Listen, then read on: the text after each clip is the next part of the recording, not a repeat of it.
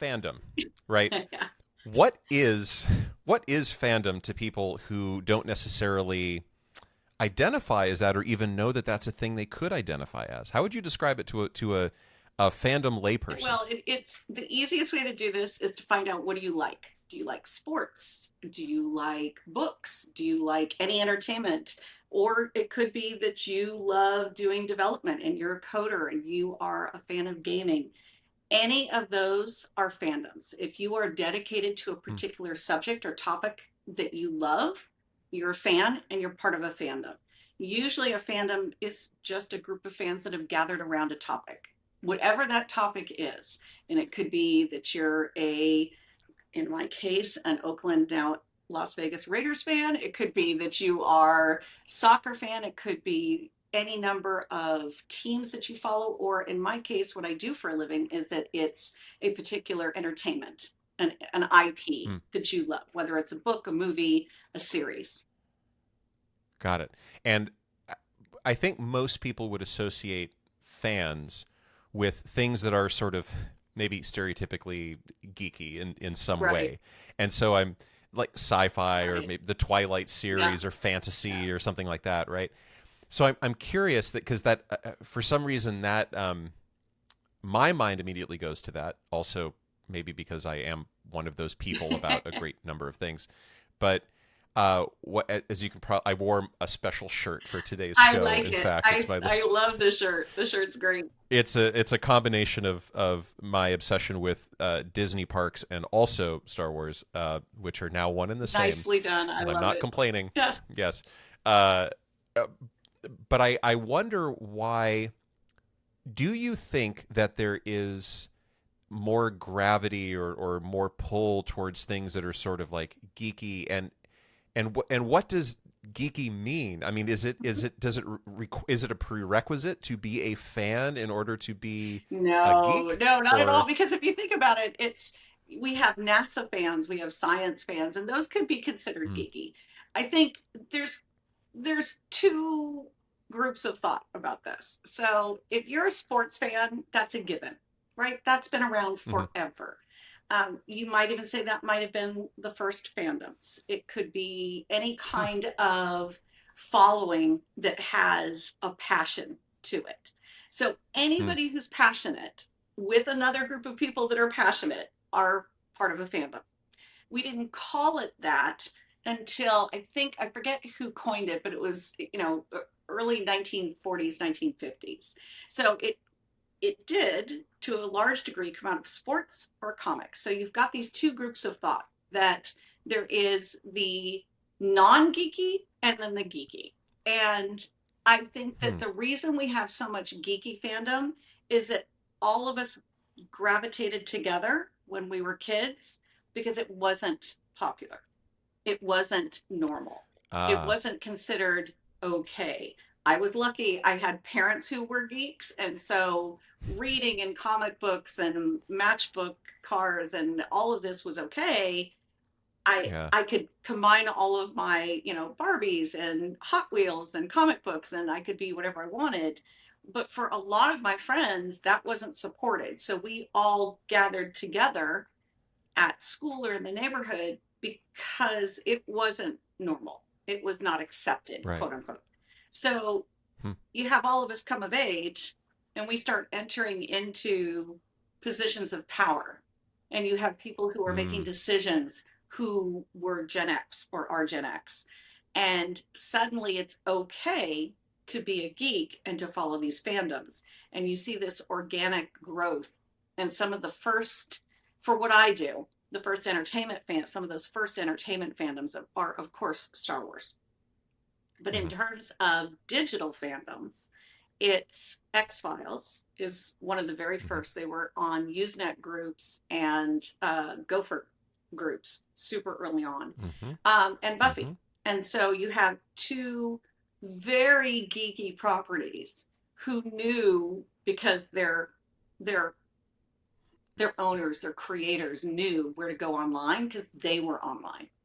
And that's yeah. that's the difference. Being geeky is cool now because we're the ones that are saying, "Hey, this is fun. This is cool. Let's all do it together." there are certain hallmarks of I don't want to confuse fandom and like geekdom. So maybe maybe there are certain hallmarks of like things that are geeky, and you've touched on several already, but one that really stands out is this idea of it like not being particularly popular Mm, necessarily, yeah. but there seems to be uh, it's not a paradox, but there's a weird relationship now today with the idea of geekiness and geeky things being unpopular, and yet the most popular entertainment out there is very geeky. Yeah. And it It's is a weird, MCU, it's yeah. Star Wars, It, it's Disney, it's and yeah, we found our bliss basically. right. But there is this dichotomy. And it's Mm-hmm. something that I deal with my clients and for myself when I'm doing the work every week because obviously for anything that you're developing in this area you have to go where your audience is. Well, your audience is not always in the most quote unquote popular places online, so you Hmm. have to dig a little deeper for it. So even though these are very popular IPs, the fandoms are not always in the obvious places. So that dichotomy Yeah. still exists. And there's a couple of reasons. It is a naturally rebellious place to be in a fandom. Hmm. So if you love whatever you're passionate about, and if it's a book, a movie, a series, science geeks, NASA geeks are some of the most amazing geeks that I've worked with. But there's a bit of a rebelliousness in you that you chose this IP because it spoke to you when everything else didn't. So Hmm. you're holding on to that and you want to be with all like-minded people.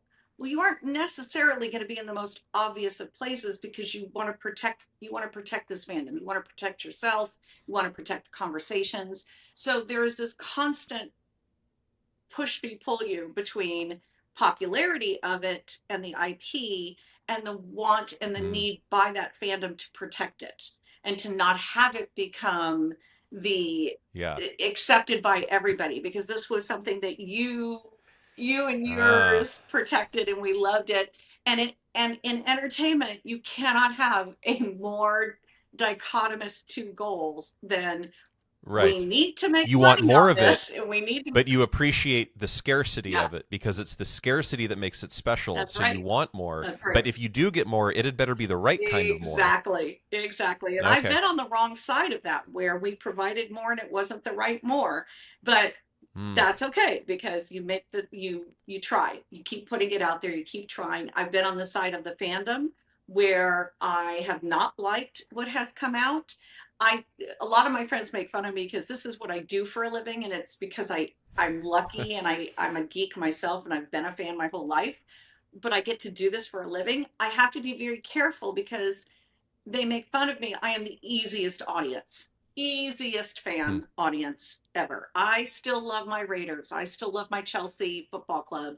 I still adore Star Wars and I will go see all the movies and I think they all have something to speak for them.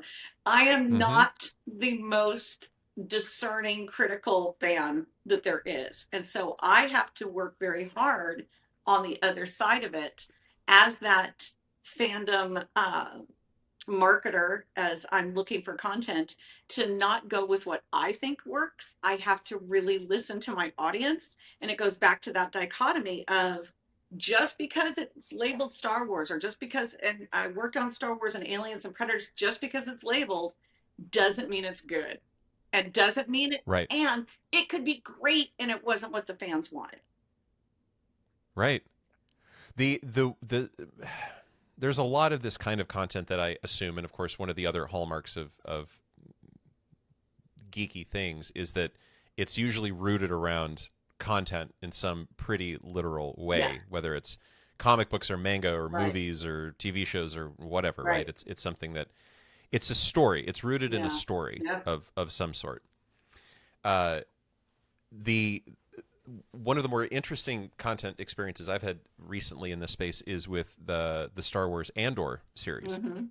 which has become my personal favorite of Oh, all yeah. of the Star Wars stories so far.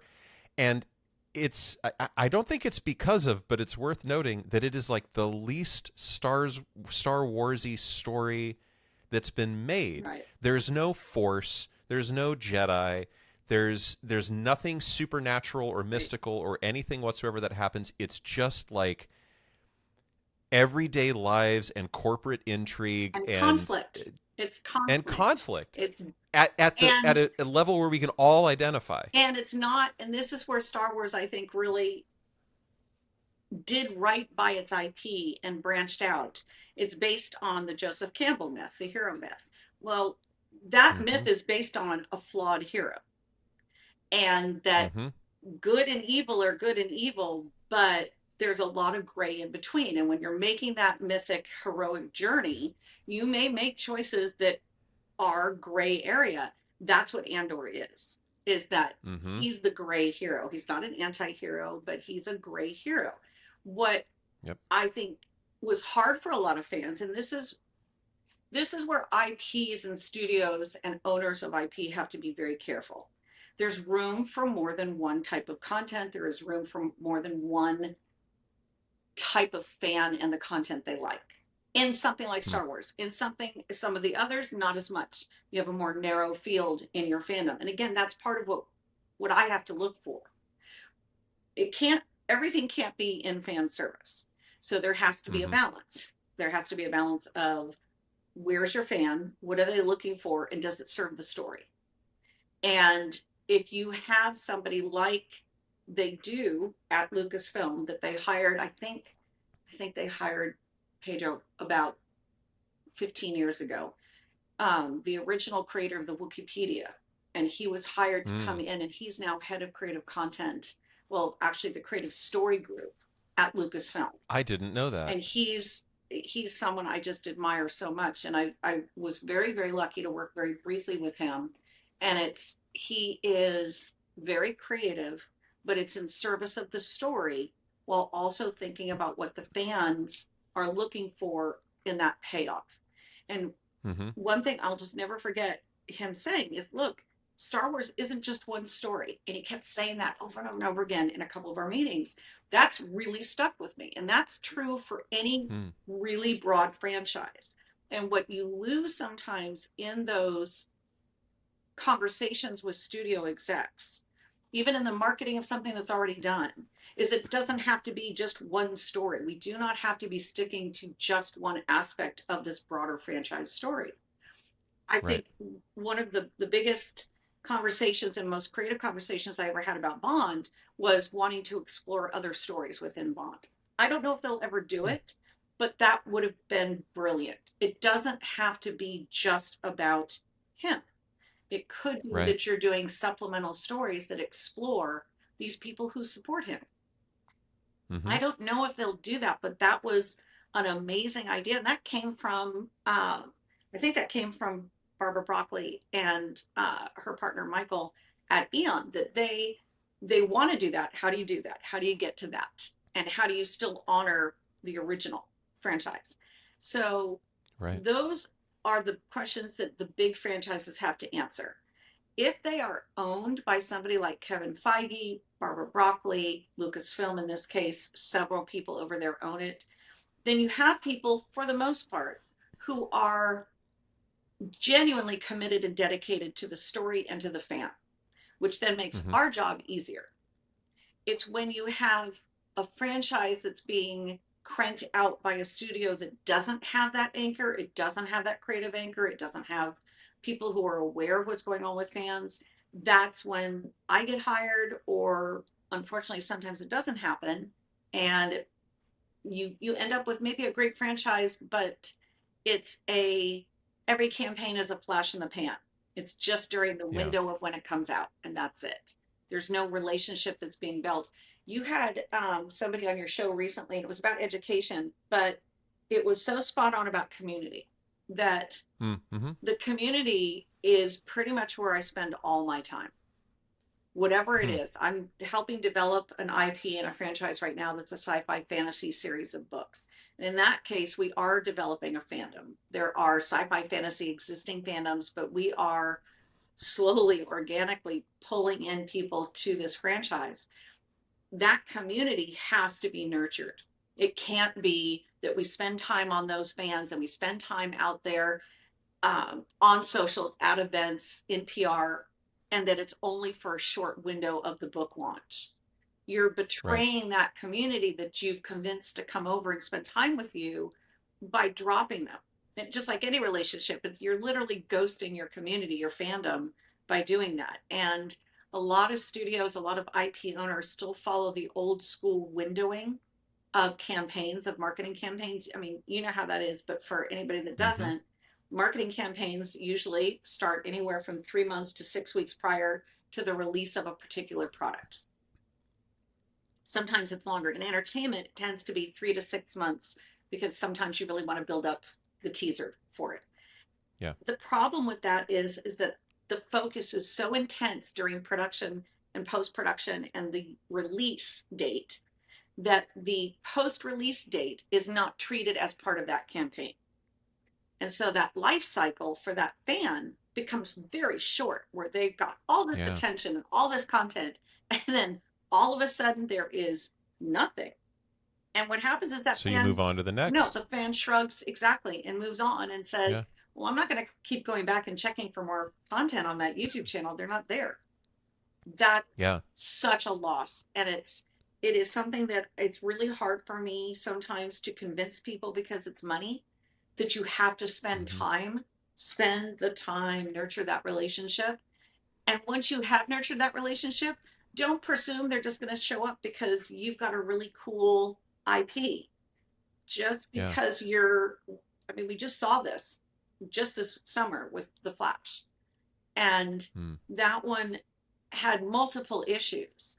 But when you go back and you look at that movie, it's not as horrifying as everybody thought it was. The problem was is that it was so built up, and that fandom and that relationship with that fandom was so presumed that they would come, Mm.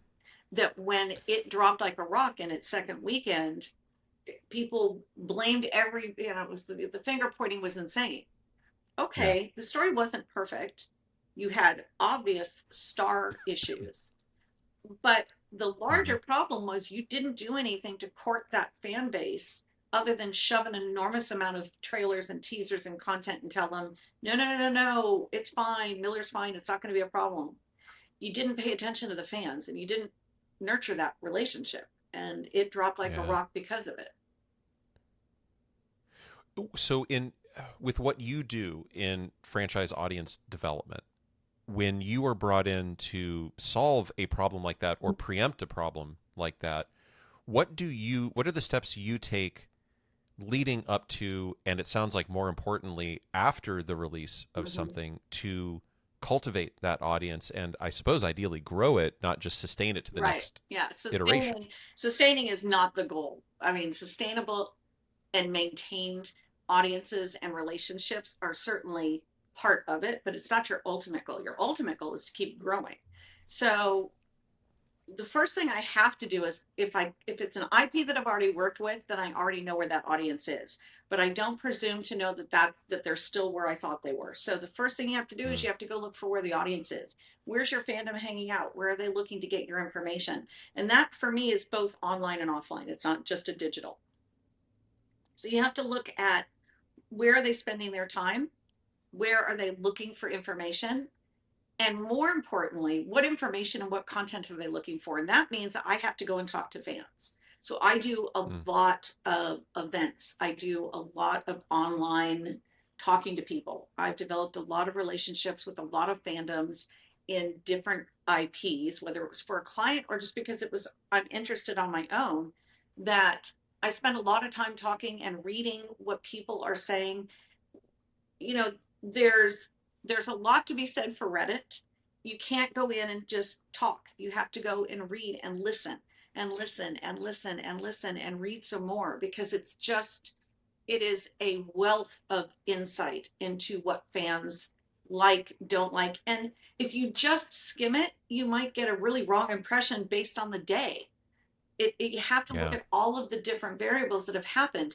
Was there a teaser that was released that day, or was there news about the star that day, or was there a silly article that came out from a rumor site? So you have to look at all of those variables when you're reading through it, look at what they're talking about, and then you need to spend more time. Like every time you Hmm. think you're going to say something, don't. Go read some more, spend some more time.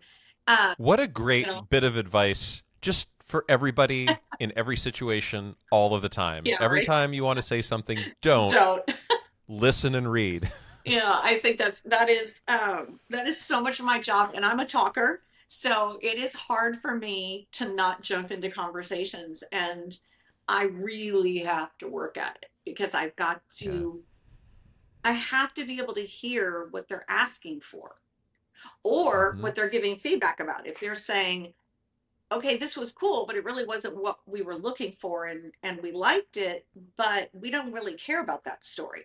That's really Mm, important for me to see and not take it personally. You have to right. really kind of divide that off and not take it personally when they don't like something you did.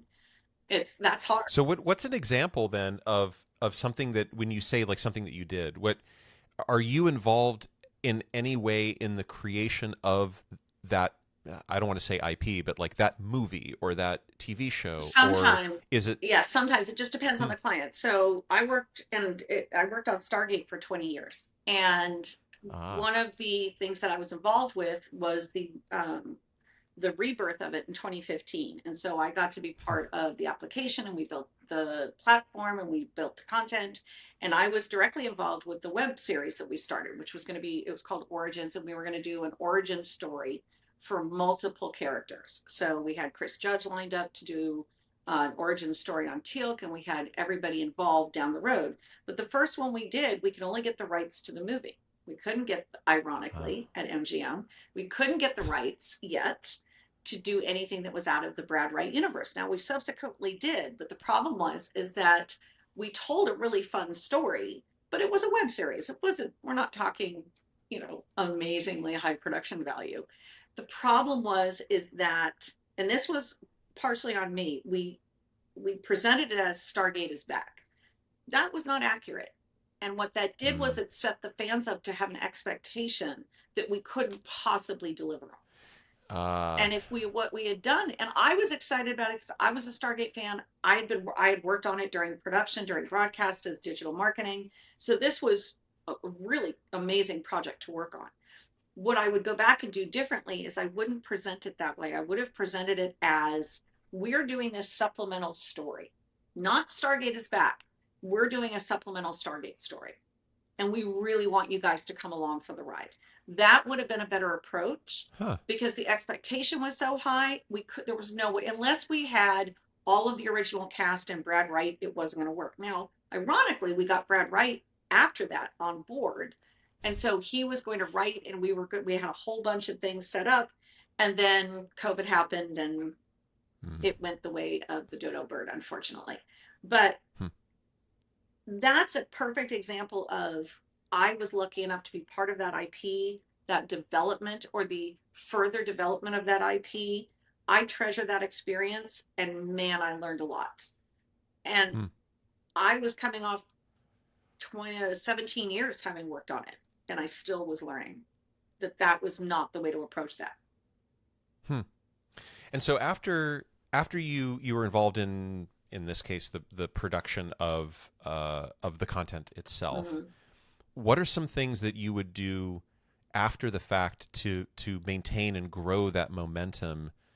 Does it require that there's something else coming, or are there things that you can do without there necessarily Yeah, being, that's a great you know? question. And that's the question I think at the heart for every studio because that's a money question Mm, ultimately, unfortunately. So whether you are a publisher, because I'm working with some authors now, whether you are an entertainment studio, whether you are a production company doing something on your own, or even somebody like Webtoons, right? It doesn't matter, but whatever content creator you are, it has to come down to, okay, now that we've done that, what's our 5-year plan? We had somebody who was working with us on Stargate and then on another project, and she was brilliant at that, at the 5-year plan.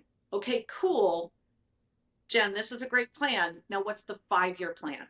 And I was right there with her because that gets back to my nurturing the relationship with the fans, you can't just drop them off. So we had developed a 5-year plan.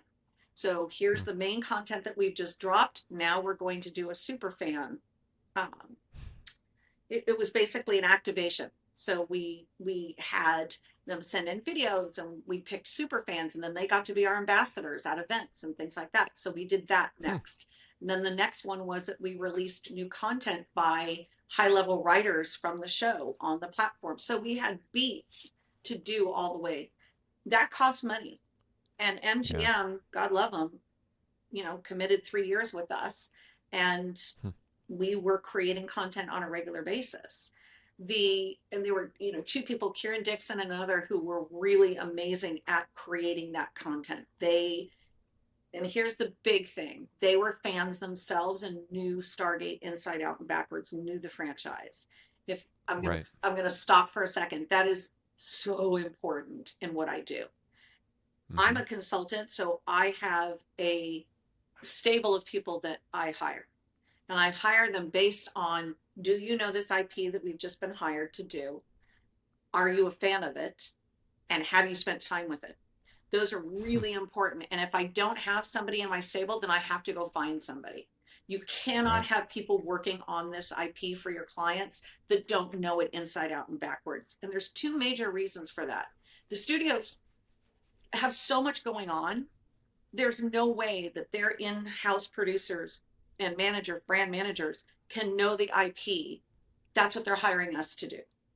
Right. When I worked at Fox, I had 120 titles. And I'm a fan and I'm a geek. I couldn't know all my titles, and I hated that. I couldn't know them all. So Hmm. that's our job. That's what they hire us for. So therefore, I need to make sure I'm bringing in experts in that field. The second reason is the fans expect it of you. You cannot go in a digital fandom and not know what you're talking about. We have Right. seen over and over and over again studios and IP owners getting slapped down publicly by fans because they made a mistake. As much as I wish James Gunn would sometimes not be out there as much publicly talking, I give him massive credit, because what he does is he connects with the fans and he listens to them. He doesn't always agree with them. He doesn't get flustered. He doesn't let them get to him, but he says, "Hey, this is what I'm doing. What do you think?" Yeah. And Yeah. that says a lot about someone who's now in charge of an entire DCEU, that he knows fandom. Right. And so the consequence of not having somebody who both knows the content, knows the IP, and loves it, Yeah. is that it comes across as, it could be factually incorrect, and so it starts to generate that froth of like, this isn't canon, and Right. this Oh, isn't in man. character at all, Right. and that, so you get Right. that whole thing, right? Mhm. But imagine also there's the problem of just like inauthenticity, Yeah. and you wind up focusing on the wrong things, or you sort of misunderstand what's Right. actually interesting about a character. Right. Or I mean, there's so many. I'm probably manufacturing this example, but to take, I don't know, Batman for Right. example, like there are core parts of this character that can be played different ways, and I am by no means like a Batman expert or a Batman super fan, but it's something that I think we can all relate to. So I Right. bring it up as an Right. example. The Keaton Batman is sort of like a lovable, charming playboy, but not like not too much, just a little Right. bit. But Right. you know, and he can kind of play dumb when he needs to, And he's but got a bit he's of he's also spark, sort of, so it's good. It's got that kind of, yeah, he's he's got, sort of like classically a yeah. hero, Yeah. and so you have certain expectations then of that kind of Batman, and then you get into the Christopher Nolan Mhm. Dark Knight Batman. I guess credit would actually go to I'm blanking, um, Brian Bendis. Miller, uh, Oh, Miller. uh, Yeah. yeah. Uh, where it's focusing on the more brooding aspects of somebody Right. who's fundamentally damaged and traumatized Right. by a childhood experience, and not really being raised in a stable environment, and yet having all of this Right. insane wealth to draw from, and that could make somebody, Right. that could really lead them down the wrong I mean, path, and maybe honestly, did it, but that is more who he is. I mean, we have the Tim Burton that started that whole, I would say, era of that Mm-hmm. side of Batman, which was great, and that's fine. And that is there are books that are the more um, kind of poke fun at him, or certainly the Adam West original Sure. series. But to be fair, that Miller and Brian Bendis and other ones who did those books, that's much more in keeping with the original Batman psychology. To your Mm-hmm. point, though, I think, is that there's room for both of those or more. I mean, Right. the Batman animated series is probably one of my favorite. I am not a Batman fan. It's just not my thing. I've tried. I love the Batman animated series, and it's probably the only thing I can get into for Batman. And Hmm. it is it is not lost on me that I can really get into that because it's animated. And I don't know if that's why that makes a difference for me, that it doesn't feel quite so dark and heavy, and it's a harder, I tend to be pretty Wonder Womanish in my superheroes. But Mm-hmm. Teen Titans, both Teen Titans Go and the Teen Titans live action, I really liked it. Doom Patrol, I Hmm. loved. So I think that there are paths for all fans.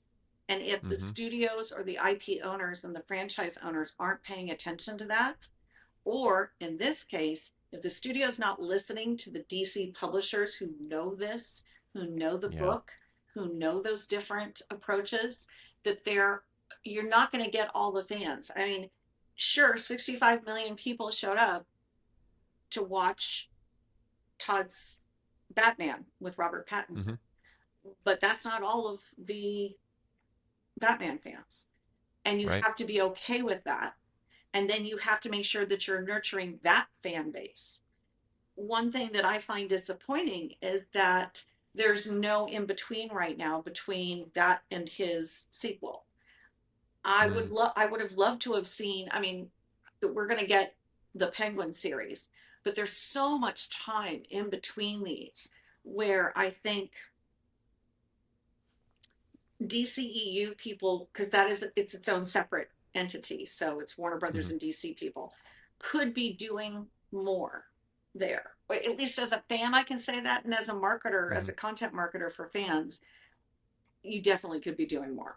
And I think that's where Marvel excels. DC's publishing has a tendency not to parallel what's going on in its DCEU, in its entertainment universe. Mm.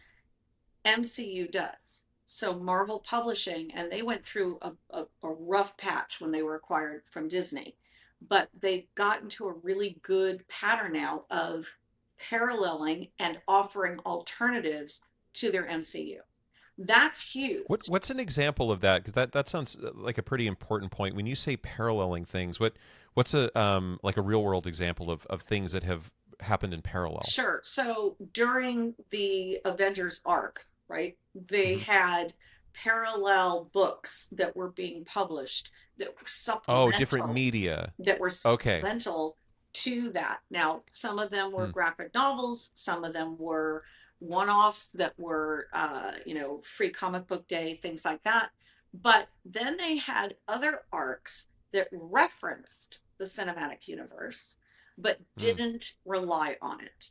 That allowed fans who were maybe diehard MCU fans to say, oh, cool, I've seen it, I get it, but I really want to go follow this character instead. It is, Yeah. it is, Guardians of the Galaxy is a perfect example of, Yes, I was just about to bring up I Guardians. mean, Yep. James Gunn pulled them out of obscurity, frankly, and Yes, that is a weird title it is, to and he does. and it's my personal favorite. And I mean, I'm actually just staring at some of the Lego minifigs on That's my desk right now. cool. Um, Love it. it is so that is in terms of fandom and developing fandom. What really strikes me about Guardians is my weird journey with the MCU was I actually ignored the whole thing all the way through, mainly because I had a chip on my shoulder about X-Men for a very long time. Oh, and as you should. Yeah, I'm, yeah, I'm yeah. sorry, Thank but you. Thanks I for worked that. I feel validated. I worked on X-Men, and I can say, as you should. Okay. I It's nothing personal. Hey, I don't um, no, I don't take it that way. I mean, Logan and Wolverine are the only ones that I thought were decent. So, yes, exactly. So I kind of ignored it, and then my wife was on a road trip one day, and I signed up for Disney Plus, and I was like, I think I ought to see what this no, that's MCU what thing's made you about. start? What made me start was watching Endgame. Oh my God, you went backwards? I went backwards. Ooh, that's interesting. So I was like, oh, how did that happen? And then I watched Infinity War, See, and I was you're like, oh, how did that fascinated. happen? That's awesome. I Yes. think that's So really that's really I did a interesting. third path. Some Yeah, people do it in the order in which the films are released right, and whatever. Some people do it in chronological order according to the right, universe, right. which is offered in Disney Plus. Sure. I just did it backwards. I love And that. I actually really enjoyed it because it was like, oh, I it allowed me to know to like telegraph where things are headed and then be delighted by Right, where they start right. knowing how they walk to it, right? So I wound up watching this one week that she was out, every movie. No, did I you watched really? every movie. I Nice. probably had to watch like 4 or 5 a day, right? I love Um, it.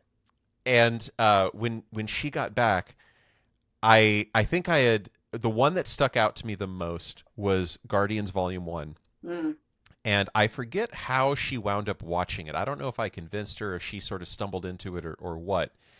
But she wound up really loving Guardians. Oh, you know what it was? Yeah. She went to Disneyland and did Oh, the reskin Tower of yeah, yeah. Terror Guardians breakout. Sure. Yeah. So she did that and was like, I don't know what any of this is, but it seems great I because know. everybody's loving it, Yeah, right? And like the music is exactly. good, and Yeah. who's that fuzzy guy, and Right. like, Right. so she watched the movie and really loved it, and is really passionate about Guardians, and particularly, I mean, Guardians Volume 3, in my opinion, is the best of the three, and it Yeah. because it gets into that. I mean, come on, Rocket, right? Oh, Well, it's and just like really it's a rips your heart progression, out. and it's a progression, right? Yeah. Volume one is your intro, and it's more lighthearted. Volume two, Yes. with the death, is certainly has its okay. We're now going to get more depth Yes. into what these characters have gone through. Multiple deaths. If you look at the fact that Gamora dies in Avengers, that not Yep. I hope I'm not giving that away for anybody by this time. That the third one, and see, and this is where I think James Gunn is brilliant. And wait, I do want to get back to White and how you Sure, sure. Yes, here's, no, go ahead. but this is where I think, and I'm hoping that Gunn brings this to Superman because I adore Superman.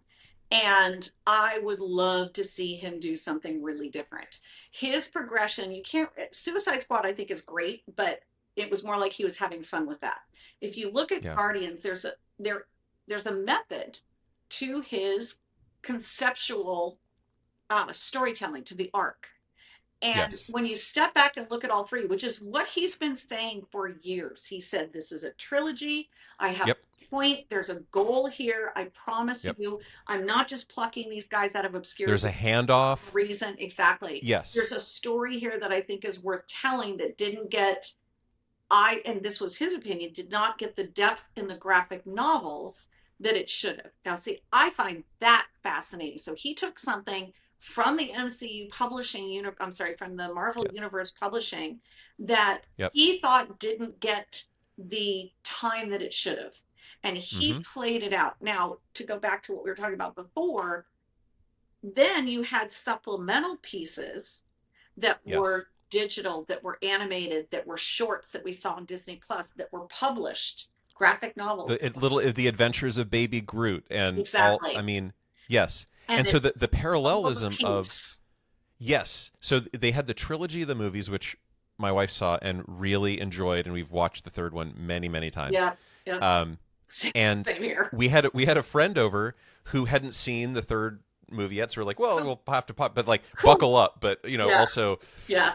and so we watched that, and then it got me thinking, like, wait, okay, I know Gamora died, and I know this is new Gamora, but I kind of forget how exactly that happened. And she and I were sitting there, our friend and I, and we were like, okay, wait, but okay, in this thing, I remember that happened, and so we wound up like putting on Endgame and trying to like rewind through it to Yeah. find the part where all of that stuff is explained, and I had forgotten how much in Endgame and the others, especially towards the end, the Guardians show up. And I could tell that my wife was like, wait, there are all these other Guardians stories Yeah. that I didn't have to know in order to enjoy this trilogy, Yeah. but also like explain some of the origins of all of this and Right. like why was How Thor involved brilliant at is any that point? writing? And And how yeah, brilliant is that writing?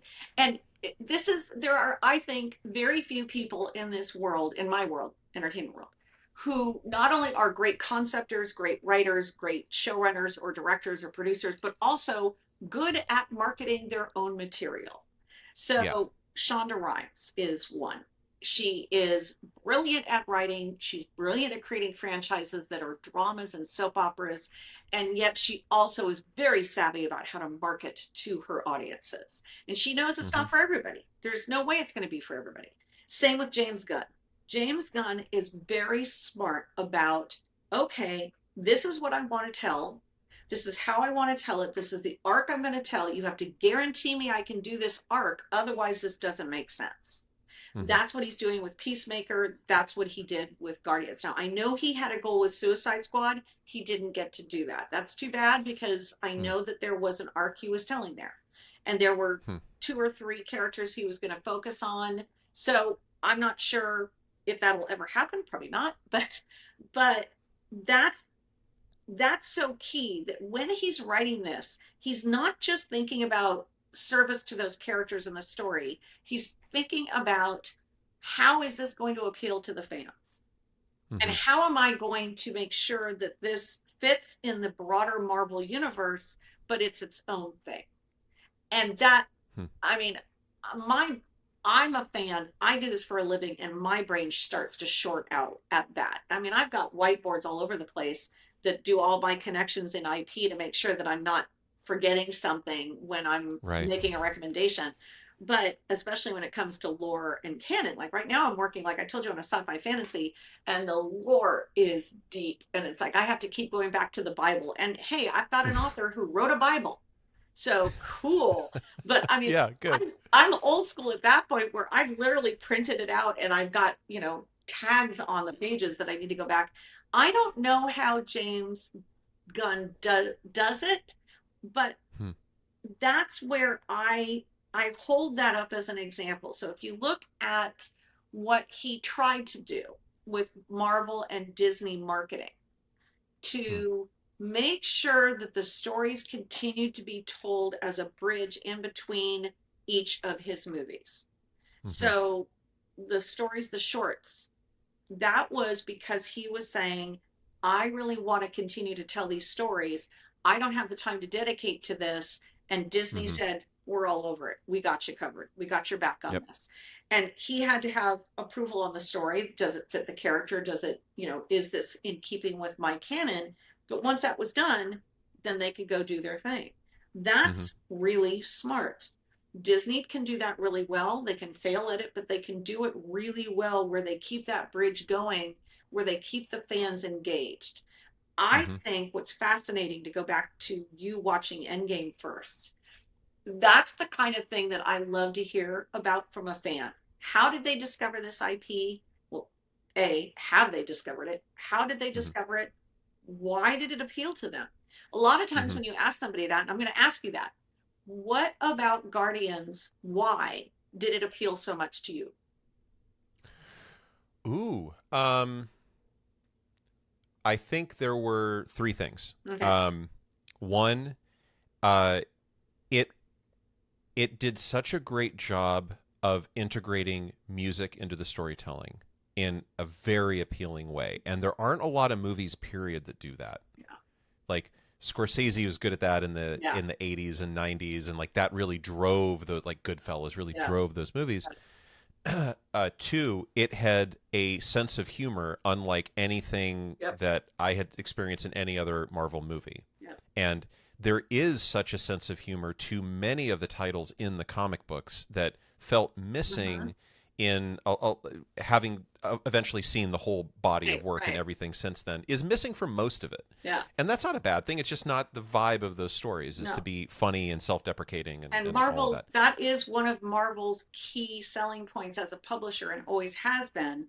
Yes. Going back to Stan Lee and Kirby, that, or not Kirby, Stan Lee, and I'm blanking on his partner, but that was always a definitive difference of how Mm-hmm. they talked about their content, that there was a lightness that life is tough enough that we want to poke fun at this, and we want Yep. to poke fun at being a superhero. That Mm-hmm. was always an underlying goal of Marvel. I mean, I don't know about always, but going back to the 50s and 60s. So that's, you've nailed a major point, that I love that that appealed to you. So that was something that they wanted to do, was bring that Hmm. back. That's what James Gunn wanted to do. Is he wanted to bring that Oh, back. interesting. Um, I didn't realize that was so embedded in that whole universe. But the third thing was it was a set of characters that I was not familiar with, and Mm-hmm. in my experience growing up and reading mostly Marvel comics, but also a lot of Image and Dark Horse, Mm-hmm. that I only sort of like ran into occasionally. Like I knew there was this like Star Lord. I know there were the Guardians, but it Right. seemed like the Guardians were always linked to like Thor and the Silver Surfer Right. and like that part of the Marvel Yeah. world where it's like gods and planet eaters and Right. that kind of stuff. Right. Exactly. And it wound up not being that, and also characters I didn't really know much about. And so Right. it was like a new thing, whereas I basically knew the Avengers and I Right. basically knew, a lot of that stuff. So it was fresh, and I didn't Yeah. have. So I think for better and worse, maybe I went into that with a very blank slate, and so it was all new. It all felt completely new Yeah, to and me. I love that. I love that. And that's what James Gunn was doing, was taking something purposeful. And that's what he's doing at DC, by the way, as well. Hmm. Is he's going after the twofold. What he's done is, okay, Superman, he's our core. There Mm-hmm. are tent poles to the DC universe, not cinematic universe, to the DC universe. I'm Yep. starting with Superman. It's who we should have started with. Batman's Mm-hmm. important, Justice League is important, but Superman is our number one. Mm-hmm. Now, okay, once I've done that, Mm-hmm. I want to go over here and pluck some of these other ones out that are fascinating character studies. If you look at Hmm. what James Gunn writes about, and as problematic as Joss Whedon is, what Joss Whedon wrote about, what Shonda Rhimes writes about, what Ava DuVernay writes about, it's fascinating characters. Hmm. What they write about, I mean, Taika Waititi, they write about fascinating people. Yeah. So it may not appeal to you, it may not be your cup of tea, but if you look at the publishing universe, whether, I mean, Dark Horse is one of my favorite publishers, it's filled with fascinating characters. I mean, that is the Mm-hmm. whole underlying, I think, reason for being for comic books. It's, here are these fascinating people who have these stories that at their core basically tell morality tales. Yeah. And whatever it is, whatever that morality tale is that they're telling, it's reflecting all of the angst and the conflict and everything that we have in humanity. And what I've always looked at Marvel, and again, this is from my generation, I'd have to go back, and I used to know this and I don't. I'd have to go back and look at Marvel and, DC in action and detective comics. But they established themselves pretty early on having very different approaches in their tone, in their voice. And that's Hmm. something that I do as well, is you look for what's the tone and the voice of the IP, and what's the tone and the voice that the fans are looking for. So those questions I just asked you, that's what I ask a fan, because guess what? You happen to hit exactly the tone of voice that James Gunn was looking for, the Yeah. morality tales that he wanted to tell. But that's not always the case. And so you need to balance, okay, what is a fan looking for? Is it really the story that's being told that appeals to them, or is it something else? And you need Mm-hmm. to gather those up, all of those, that feedback and those wants of what fans are looking for, and do your best to appeal to all of them across the spectrum. And that's Mm-hmm. tough. You can't make everybody happy. So that loops you back to, what's the story, what's the creator trying to tell. You cannot Hmm. convince fans that don't want that story, so then you have to say, okay, that group of fans I'm not going to appeal to, and then you're honest with them about it. That's something, Yeah. again, that the creators I've just named are very honest about it. They are very honest with fans and say, this may not be for you. The IPs that stumble are the ones that try to be everything to all people, that try to be A to Z, and you Yeah. can't. And you certainly shouldn't with established characters in publishing graphic novels. Comic books reinvent every 4 years they're characters at minimum. Sometimes Yep. it's less. So Yep. don't be afraid to say, this is my take on Superman. This is my take on Guardians of the Galaxy. You may have another take, and as a fan, you may not want this story. I promise you, someone else is going to come up with another story that fits what you want better. Sure. People who succeed are the ones that are honest like that with fans. Yeah. Yeah. What do you think is the future for franchise audience development? I mean, I'm sure there's a lot No, of no small technology. question there or No anything small like that. question. Yeah, just map out your career over the next 10 years. Um, I think a lot of people would probably immediately think about, well, there's technology and there's these channels and there's like there's TikTok and there's Right. VR and what I mean. Do you think that those are really as much of a consideration, that the technology piece is really as much of a consideration as as opposed to things that are just more human in nature about franchises and I have to fandoms and say yes, because it's hmm, my entire career is based on both of those things. I don't think that one is more important than the other. One is the delivery vehicle. So, yes, you have to pay attention to it. You have to, where are your fans? And since most of the work I do is digital, then I do have to pay attention to the technology and what apps are new, what platforms, because fans are the ones that find it first. They are uh, absolutely, unequivocally the ones that will trial and error at first. They will throw up content on their own. I mean, that is the difference between when I was a kid and now, is hmm, that fans are the ones who try new platforms, try new technologies, and in so doing are creating new content to try on those platforms. Therefore, creating a brand new universe, a brand new type of content. I love that. So yes, I have to absolutely pay attention to that. However, equal to that is the content, is the story that's being told.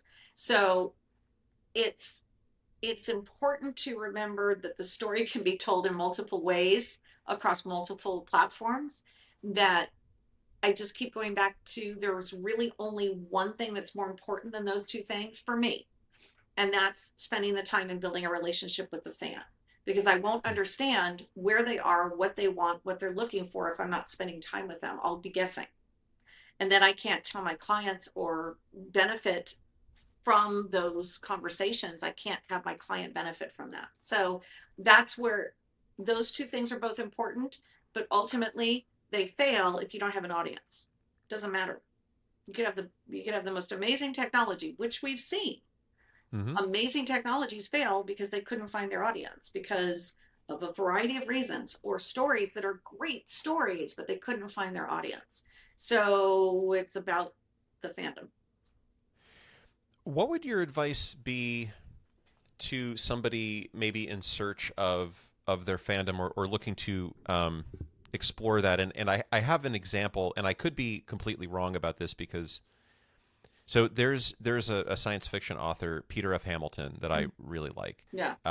Has written a lot and Yeah. at length about a lot, but has created this, for those unfamiliar, this world called the Commonwealth.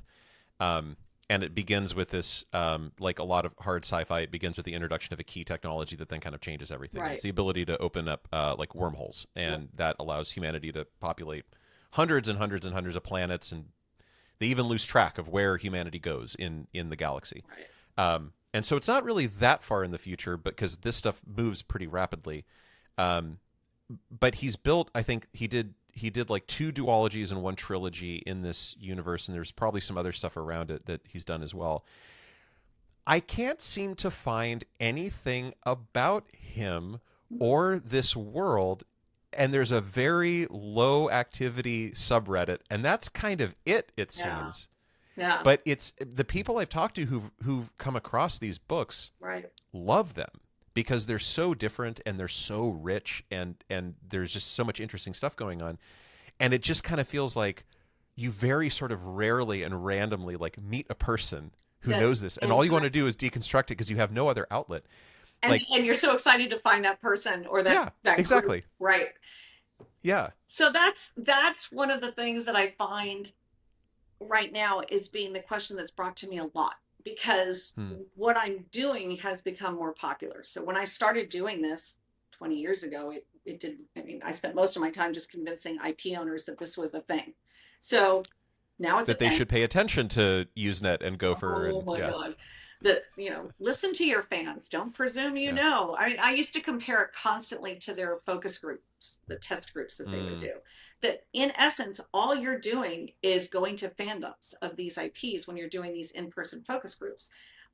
Well, hey, here's something that can exponentially, literally exponentially grow that focus group, and you're ignoring it. yeah. Okay, so now we're at a place where, for the most part, I'm not having to convince IP owners that this is a thing. So then you get to fans who are saying, well, how come this thing that I love doesn't have a Yeah. developed fandom, or worse, developed digital content, developed world building for it? Mm-hmm. The problem is that there's not a lot of me, and there's not a lot of digital agencies that do this. And Hmm. so there's not a lot of people that can dedicate themselves to growing those fandoms. Not yet. There are more and more digital agencies that are hopping on this bandwagon, which is huge. That's great, because that means, my stable that I talked to you about earlier, it used to be like Mm-hmm. 3 people. Now I've got 20, 30 people that I can choose from. Again, going back to dedicating people who know the IP. Mm-hmm. But it takes time to grow that infrastructure Yeah. around fandom. And authors are the hardest to cover, because while studios are bidding on IP far more often now, sometimes books don't even make it to publishing before they've already been bought for that story to be adapted, Oh wow. which is a whole thing. Um, there are, as I mean, I'm an avid reader. You're obviously an avid reader. It is, how many authors are we fans of where it's you barely can find anything about them? There Yeah. are certain genres that are better at it. Romance authors are better at it because they had to be. They had Hmm. to be able to do it. Nobody gave them the time of day. Nobody cared about them. It was literally dismissed as an entire genre for decades as not Hmm. pertinent, even though it was making those publishers millions of dollars a year. And so romance authors were the ones who actually dedicated themselves to digital fandom, one of the first. Huh. The other are sci-fi authors and fantasy authors. But now that now that sci-fi fantasy is a bigger industry in and of itself, Mm-hmm. some of the authors get lost in the stampede for the next Game of Thrones, for the Hmm. next whatever it is. If it's Periphery or Foundation on Apple, whatever it is, there are some amazing authors with massive books and IP that they've written that are getting ignored. And they individually don't have the wherewithal to leverage themselves into the spotlight, any spotlight. Mm-hmm. It's really interesting that you brought that up, because entertainment, film, movies, and series and graphic novels have been my focus for 20 some odd years, 25 years. Only recently have I started picking up authors. And Really? it was due to COVID. I lost 6 Huh. contracts in 2020 from entertainment studios.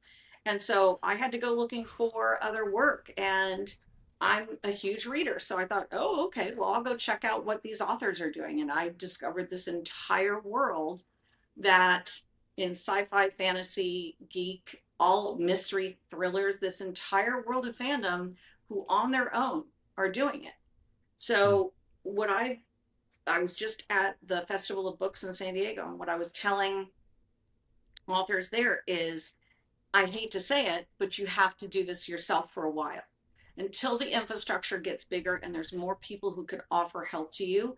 Authors Yeah. don't make enough money because they're not picked up by the publishers, and the publishers aren't going to handle that kind of digital marketing like the studios do. So there's this huge gap between your individual, independent, self published authors and the publishers. And they might have a literary agent, they might not, but most of them right now are smaller publishing houses or independent authors, and they can't afford. How do they do it? They don't even know where to start.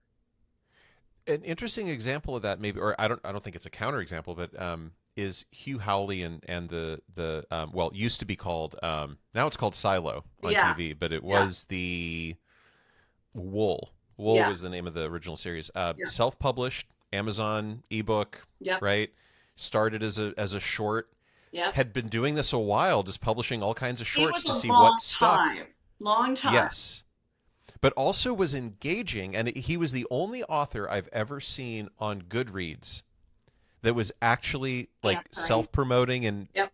talking with people. And I didn't pay a lot of attention to what was going on there, so I don't know how substantive it was or whatever, but it did strike me as like, this is a different kind of It author, was, and it no, and right? it's that's the perfect example. Julia Quinn, who wrote the Bridgerton series, she engaged with her audience digitally starting 20 years ago. Hmm. And she was a very young author 20, 25 years ago. And so she didn't care. She's like, you know what? I'm going to go online. I'm going to create a Facebook group. And that's what she did. Or I guess Facebook group would have been 15 years ago. But she had a Usenet group, so that's how she developed her fandom. She Hmm. had the time and the energy. The same for Silo, for Wool, that he had the time and the energy and he was interested in it himself. So Yeah. he wanted to talk to his fans. He wanted to spend that time. Not every author is going to either A, have the time, or they may not be that type of personality. So Yeah. that's where the infrastructure is shifting in publishing in general. So you've got a whole shift that I've noticed over the past 3 years. Well, no, I would say going back to Harry Potter, a whole shift in publishing of, okay, we have to pay attention to our fandom. We have to dedicate money to that. Then for independent authors, self-published authors, it's a struggle because they're self-published. So they usually have full-time jobs. So how do you spend time on that? And you sure don't have the money. I mean, I would love to be able to help, but they don't have the money to hire me or someone else usually. So Hmm. the advice that I've been giving authors in general is just don't overcommit. Don't start a Facebook group if you can't at least weekly commit to talking to your fans. If the Yeah. minimum is that you have a Threads account and you're talking about your characters, cool, do that. Do something that's an outlet for you, and then the rest will naturally find its way. If you like TikTok, cool. Book TikTok is unbelievably huge, mainly because of COVID. And Oh there wow. are silos for each individual genre that are just blowing numbers out of the water on TikTok. Instagram, Bookgram is huge. It's not as big as Book Talk. And each author that I advise, if they can't afford me, I just tell them find what you like to do. If all you Yeah. can do is post something on Instagram once a week, then do that. Yeah. Cool. That's more than literally hundreds of thousands of other authors are Yeah. doing. If Right. that's the best you can do and that's what you want to do, but do what you want to do. Every author that I've met has a radically different personality because that's their whole thing. They're a creator. They're artistic. They're creating something. And so some are super outgoing, some are super introspective. You have to find what works for you until you can afford to find somebody to handle this for you. And I think Hamilton's a perfect example of amazing sci-fi. And yet there's nobody championing Yeah. them, those books. And it'll happen. Someone's like you.